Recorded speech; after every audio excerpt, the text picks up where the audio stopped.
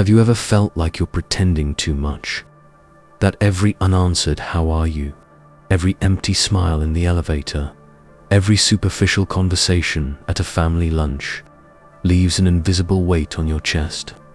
This isn't just tiredness. It's your brain warning you that you're consuming emotional fast food when your soul needs real nourishment. Schopenhauer knew, the more you see, the more social mediocrity hurts. But what if that isolation is a disguised superpower? Today, you'll discover why your difficulty fitting in may be the first sign that you're waking up, and how to turn that loneliness into your greatest ally. Loneliness as the fate of the nonconformists for Schopenhauer. Loneliness is not a choice made out of pride or antipathy. It is the inevitable unfolding of a gaze that sees too much. Where many see security in social routines, the nonconformist sees the golden prison of mediocrity. Intelligence here is not just the logical ability to solve complex problems, but an almost painful sensitivity to the absurdity of everyday life. Ordinary people live immersed in trivial occupations, discuss frivolities with an enthusiasm that borders on innocence. For the awakened mind, these interactions seem like scenes in a play where everyone is acting, but no one is feeling. And when you realize the spectacle is endless, the natural impulse is to withdraw. This withdrawal, however, is lonely. There are no applauses, no warm understandings. The nonconformist often carries the anguish of seeing what others do not, and for that very reason, being misunderstood. He becomes, in Schopenhauer's words, like a man in a watchtower, observing the masses running in circles, never truly able to join them. If you have ever felt that your thoughts isolate you, that your need for meaning makes you a stranger among trivial conversations, know that you are living an ancient paradox. The more you understand, the harder it becomes to belong. But even though loneliness hurts, it carries a silent seed of freedom. Those who do not blindly adapt also do not blindly lose themselves. Those who do not mold to every environment preserve something rare: authenticity. Living in society, for most, is a silent game of masks, a theater where what matters is not the depth of being, but the ability to perform pleasant roles. Schopenhauer saw this with an almost cruel lucidity. Human encounters, for the most part, are nothing more than exchanges of vanity, mutual validations, a tacit pact to maintain the illusion of belonging. In a society governed by conventions and appearances, restless minds soon feel suffocated. Empty conversation, veiled competition, rituals of social approval, all of this sounds, to those who observe more carefully, like noise. And noise, sooner or later, becomes intolerable. If you have ever been at a party or social gathering and suddenly felt like a stranger looking into an aquarium, observing automatic gestures and speeches, know this: it is not arrogance. It is simply the effect of a consciousness that sees beyond the surface. A mind that can no longer be satisfied with the superficial. Ordinary social life demands subtle concessions, cuts in one's own authenticity. You must laugh at what isn't funny. You must applaud what you don't admire. Above all, you must hide your inner restlessness so as not to disturb the established order. But the more someone feels the artificiality of this theater, the harder it becomes to participate without an internal cost. And there comes a moment when the mask weighs more than loneliness. When the price of social acceptance is the betrayal of one's own spirit, the only possible choice is withdrawal. But this withdrawal is not without pain. We are social beings by nature, and there is a part of us that longs to belong. But for some, belonging at any cost is a price that simply can no longer be paid. Schopenhauer did not propose a bitter escape from the world, but a way of seeing, and by seeing, freeing oneself. Freeing oneself from the desperate need for acceptance, freeing oneself from the obligation to participate in games that make no sense. If you feel that wearing social masks exhausts you, you may already be, without realizing it, on the path to something much more authentic. Lucidity has its price, but it also offers, as few realize, a freedom that cannot be bought or faked. When someone decides to take off the mask, the path ahead becomes narrow and often empty of company. Seeking authenticity in a world dominated by fleeting interests and appearances is like swimming against an invisible, tiring, and persistent current. Schopenhauer knew, the more someone insists on being true, the rarer it becomes to find those who understand that choice. Genuine connections do not arise easily in a society trained for conformity. Most relationships are woven from unspoken expectations. What you are expected to say, what you are expected to feel, what you are expected to fake. Breaking with this is breaking with the foundation of what many call social life. And that's where the solitary journey begins. The price of authenticity is high. You must be willing to be misunderstood, to be seen as strange, to be rejected. You must accept that being true sometimes means walking alone. How many times have you silenced a truth to avoid creating discomfort? How many times have you felt you needed to tone down your intensity to fit into the small space someone offered you? Each of these times was a small abandonment of yourself, and each abandonment, no matter how subtle it seems, carries a cumulative cost. Society, in general, does not easily welcome authenticity because it destabilizes what has been carefully built to maintain order, rituals, conventions, games of appearances. An authentic being, merely by existing, threatens collective fictions. But it is in this silent exile that the individual finds the possibility of building a life with real meaning. When you are no longer trapped by the need for approval, it becomes possible to choose friendships based on deep affinity, not convenience. It becomes possible to dedicate energy to what truly matters without losing yourself in the maintenance of a facade. Schopenhauer saw loneliness as the inevitable price of living with integrity in a world of masks. History is filled with uncomfortable examples. Geniuses, almost without exception, walked on the margins of their time. Schopenhauer was one of them, misunderstood, ignored, despised for much of his life. Only after his death did his ideas find the echo they could not while he lived. And this reveals a bitter truth. Deep lucidity often condemns its bearers to social failure. It is not about arrogance. Isolation is not a gesture of disdain for the world, but a consequence of the inability to vibrate at the same frequency as the trivialities that drive most people. Those who see beyond can no longer take part in rituals that others hold sacred. The endless pursuit of status, the competition for prestige, the blind race for fleeting pleasures.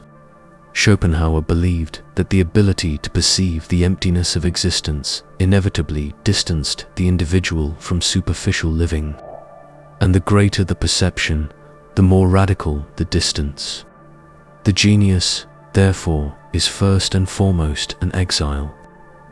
How many visionaries were called crazy, bitter, useless, simply because they dared not to play the game? How many died in poverty, in obscurity, while their works, decades or centuries later, would be celebrated as milestones of humanity? The paradox is cruel. The deeper someone understands life, the harder it becomes to live within the molds imposed by it. And ironically, the more faithful one is to this lucidity, the less immediate recognition one receives. If you feel that your ideas are often misunderstood, that your search for meaning seems out of place amid others' search for distractions, you might be living, even silently, this old dilemma, the lucidity that isolates and, at the same time, illuminates. When solitude is accepted, it transforms. From prison, it becomes fertile ground. From burden, it becomes power. Schopenhauer saw this clearly. By refusing the superficiality of social living, the individual creates internal space for something rare to flourish, true creativity. The great creators of history did not merely endure solitude, they embraced it as a vital necessity. Beethoven, writing his symphonies amidst growing deafness. Nietzsche, philosophizing alone in the mountains, far from a society that did not understand his visionary madness. Kafka, filling pages in the silent hours of the night while the world slept, indifferent. How many creations never came to be simply because their potential authors got lost trying to belong, trying to please, trying to fit in. Solitude is not a punishment for the creative spirit, it is its cradle. It is in solitude that the subtlest intuitions can be heard. It is in solitude that the individual reconnects with what is essential, far from the expectations of others. But one must learn to deal with this silent vastness. At first, the mind grows restless, seeks external stimuli, tries to escape itself. This is natural. The void is frightening. But if you resist, if you remain, solitude transforms into something new, an inexhaustible source of inspiration and clarity. Schopenhauer said that the more someone has within themselves, the less they need from the outside world. And it's true. Those who cultivate a rich inner world can endure silence, absence, distance, because they carry within them something that cannot be found at parties, in banal conversations, in crowds. If you have ever felt that by withdrawing you began to create, to think, to truly find yourself, know that you are following an ancient path, walked by those who dared to trade the noise of approval for the silent music of authenticity. But solitude, as fertile as it may be, carries an invisible burden. And Schopenhauer did not romanticize this pain. He knew that expanded consciousness comes at a price, and that price is melancholy. Seeing beyond the masks, perceiving the emptiness of social rituals, seeing the impermanence of everything valued in daily life. All of this, though liberating, also weighs heavily. It weighs on the chest, on the shoulders, on the silent days when alienation becomes unbearable. The truth, for Schopenhauer, is that human life carries an inevitable dose of suffering. The more one understands, the harder it becomes to anesthetize oneself with the distractions that comfort the majority. Simple happiness, based on convenient ignorance, becomes unattainable, and the question arises, is it better to prefer the bitter truth or the illusory happiness? Alienation is the destiny of those who choose to see, but with it also comes a deep sadness, not necessarily a destructive sadness, but a lucid sadness, like that of someone who contemplates a sunset, knowing it is beautiful precisely because it is disappearing. If you have ever felt this sadness when noticing the superficiality around you, or when realizing that even the greatest human achievements are at their core transient, know this: it is not weakness. It is consciousness touching its most vulnerable and truest point. But there is a risk. If not understood, this melancholy can turn into hopelessness, into cynicism, into bitter isolation. Consciousness without wisdom can destroy. That's why Schopenhauer proposed acceptance, accepting pain as an intrinsic part of existence, accepting solitude as the price of lucidity, not to surrender to despair, but to find a kind of peace that does not depend on illusions. A silent peace, difficult to attain, but infinitely more authentic. If you have ever wondered whether it's worth carrying this weight, perhaps the answer lies in the very question. Because, ultimately, living with open eyes, even if it hurts, is preferable to living with closed eyes. In the face of a world that seems to revolve around futility, the lucid individual must learn a subtle and essential art, the art of detachment. For Schopenhauer, it was not enough to perceive the emptiness of human pursuits. It was also necessary to find a way to cross this perception without being destroyed by it. Detachment here is not cold indifference, but a mature form of protecting the soul. It is refusing to place your worth in external things, not allowing the noise of the world to drown out the silent voice of consciousness, drawing inspiration from traditions like Stoicism and Buddhism, schools that teach acceptance of what cannot be controlled, and the cultivation of unshakable inner peace becomes not just useful, but vital. Imagine a traveler crossing a noisy, chaotic city, but carrying within a calm music that no one else hears. That is the image of detachment, being in the world, but not being dragged by it.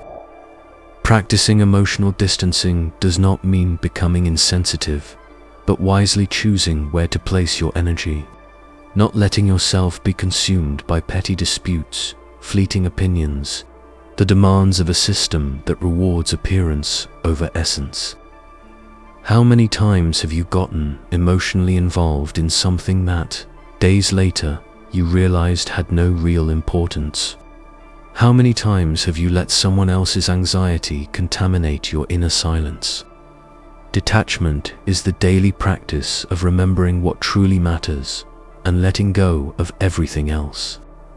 Schopenhauer advised cultivating a rich inner life, for it is what sustains the spirit when the external world proves disappointing.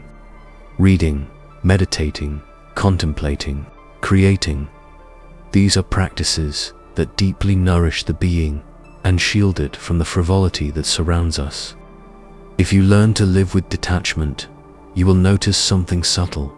The world will remain noisy, the masks will continue to exist, but you will no longer be a prisoner of this theater. We arrive at an inevitable question. After all, is solitude a curse or a privilege? For many, it is feared as a punishment, associated with rejection, failure, abandonment. But for those who cross the desert of isolation with open eyes, solitude reveals itself as a portal to something infinitely more valuable: inner freedom. Schopenhauer saw solitude as a paradoxical state. On one hand, it hurts, for it wounds the human need for contact and recognition. On the other hand, it frees, for it breaks the invisible chains that tie us to the approval of others, to blind conventions, to incessant distractions. Being alone is not necessarily being abandoned. Often, it is a sign that you chose yourself rather than losing yourself in the collective. It is the difference between empty loneliness, that which comes from disconnection with oneself, and full loneliness, that which is born from a deep encounter with who you truly are. How many people live surrounded by faces and still feel absolutely alone? How many fill their days with conversations and commitments just to avoid hearing the echo of their own thoughts? Genuine solitude, the kind we choose consciously, is different. It is silent, yes, but it is fertile. It is the space where the spirit can breathe. Ignoring this opportunity is condemning yourself to live in constant escape, fleeing into relationships that do not nourish, into activities that merely distract, into goals that merely mask internal emptiness.